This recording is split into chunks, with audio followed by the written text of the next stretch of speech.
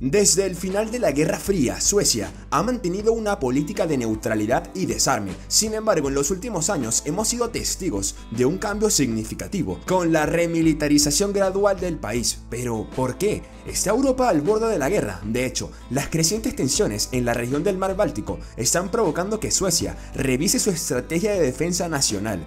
Esta dinámica está marcada por un aumento del presupuesto militar o incluso por un acercamiento con la OTAN. Pero, ¿cuáles son las consecuencias? Te lo explicamos todo en este video. Tras el final de las guerras napoleónicas en el siglo XIX, Suecia adoptó oficialmente una política de neutralidad que evolucionó tras el final de la Guerra Fría hasta convertirse en una política de no alineación militar para mantenerse alejada de cualquier conflicto futuro. Así, aunque ha contribuido a las fuerzas internacionales de mantenimiento de la paz, Suecia no ha experimentado una guerra desde el conflicto contra Noruega en 1814. A pesar de su neutralidad, el país ha llevado a cabo una intensa actividad diplomática. Por ejemplo, aunque permaneció fuera de la OTAN, se acercó a la alianza al unirse a la Asociación para la Paz en 1994 y al Consejo de Asociación Euroatlántico en 1997. La Asociación para la Paz es una estructura libre de asociación bilateral entre un Estado y la OTAN. El objetivo es que exista un enfoque común para la cooperación militar pacífica con los países que no desean formar parte de la organización intergubernamental. El Consejo de Asociación Euroatlántico, por su parte,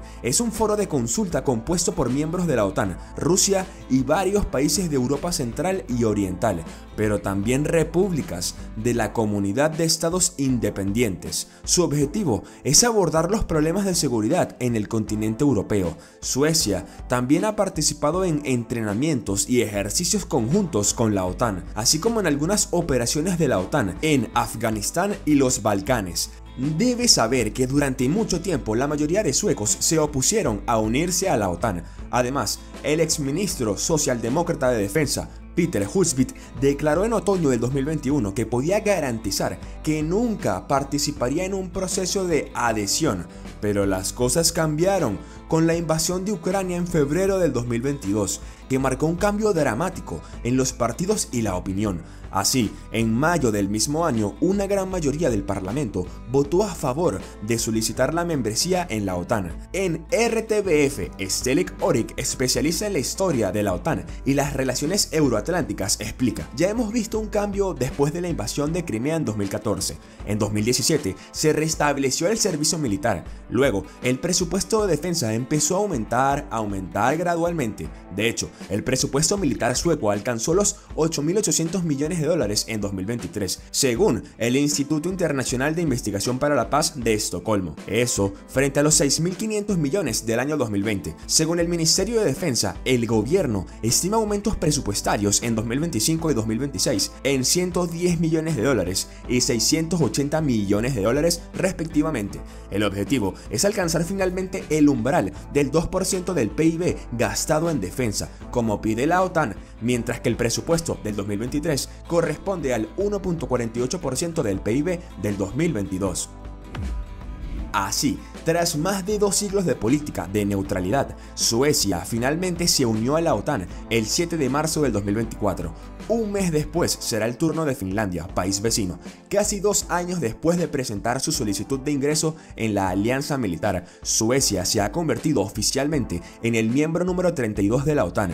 Esto sucedió cuando el primer ministro sueco entregó los documentos de membresía de su país al secretario de Estado estadounidense, Antony Blinken, quien es el custodio del tratado fundacional de la alianza. Pero debes saber que no fue nada fácil. De hecho, inicialmente Turquía se opuso a su entrada en la Alianza Atlántica. Erdogan, el presidente turco, explicó esto por el hecho de que Suecia mantuvo un embargo contra la exportación de armas contra el país y su complacencia hacia la organización kurda PKK, calificada de terrorista por Turquía, la mayoría de países europeos y Estados Unidos. De hecho, junto con otros países europeos, Suecia prohibió las exportaciones de armas a Turquía en octubre del 2019. 2019, en represalia por una ofensiva turca en el norte de Siria. Sin embargo, el 28 de junio del 2022, el presidente turco finalmente levantó su veto. Hungría también se mostró reacia a aceptar la membresía de Suecia y no dio su aprobación hasta marzo del 2024. Así, Budapest fue el último miembro de la alianza en dar luz verde. El país había retrasado su decisión,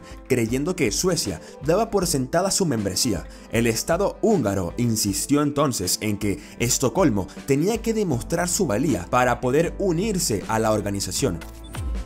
Ahora que Suecia se ha unido a la OTAN, tendrá que aprender a trabajar en equipo, sobre todo porque esta adhesión altera la concepción tradicional del país sobre el equilibrio de poder en caso de un posible conflicto. De hecho, si bien era visto como un estado pequeño, ahora con la OTAN, su economía y su demografía son, por ejemplo, más grandes que los de Rusia. Gracias a los estadounidenses, Suecia ahora tiene un elemento de disuasión nuclear que el país no podría tener por sí solo. Pero esta colaboración también es una verdadera ventaja para la OTAN. Antes de la adhesión del país, Leo Michel, investigador asociado del grupo de expertos estadounidenses Atlantic Council, explicó a la revista Geo, refiriéndose a Suecia y Finlandia. La adhesión de estos dos países reforzaría la postura disuasoria de la OTAN en el Ártico, regiones bálticas y nórdicas, y añade, Finlandia y Suecia aportarían su experiencia regional sobre Rusia al proceso de toma de decisiones de la OTAN. Tanto Helsinki como Estocolmo tienen importantes capacidades militares. Finlandia tiene 12.000 soldados profesionales, pero también tiene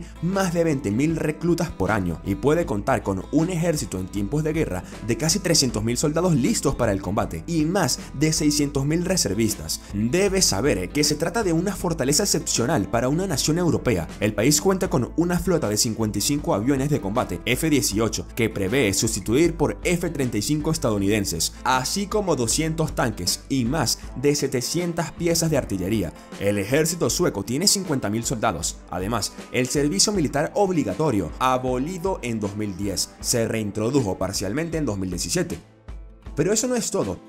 La adhesión de Suecia y Finlandia también significa que el mar Báltico está ahora casi completamente rodeado por países miembros de la alianza. Además, la región se llama Lago OTAN y en este hay un territorio especialmente estratégico, la isla de Gotland, perteneciente a Suecia. Esta isla, de más de 3.000 kilómetros cuadrados y remilitarizada desde el 2018, es la puerta de entrada al norte del mar Báltico. Por tanto, el control de esta isla garantiza que la OTAN haga casi imposible que Rusia transporte barcos desde el noroeste del país. Además, en 2022, Suecia anunció que utilizaría cerca de 163 millones de dólares en inversiones para fortalecer su presencia militar en este territorio. Sin embargo, no todo el mar Báltico está controlado por la OTAN. De hecho, Rusia posee el enclave de Kaliningrado, que se encuentra entre Lituania y Polonia, en el centro de Europa. Está fuertemente armado y está en el centro de todos los escenarios de escalada de las sedes europeas. El que más preocupa es el caso de un ataque conjunto de Bielorrusia y Rusia vía Kaliningrado al corredor de Suwalki, una franja de tierra de 65 kilómetros que separa Polonia de Lituania.